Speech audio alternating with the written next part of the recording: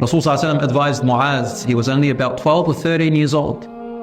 Most of the companions of the Prophet were young. He said, give me advice, Ya Rasulullah. He said, fear Allah wherever you are. Keep that in your mind.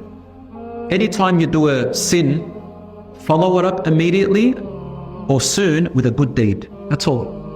Tamhuha, it'll wipe your last sin away. And interact with people with the best of character. He said, Ya Rasulullah, if I say La ilaha illallah after a sin, will that wipe it away? He said, among the best of good deeds. Do you see how simple it is? Very simple.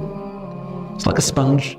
If you don't keep washing the sponge away and you keep cleaning with it, you're going to have a dirty table. There's no point. The heart is like a sponge. Every time we do a sin, a little tiny blemish is placed on our heart. And when we do a good deed, it washes it away.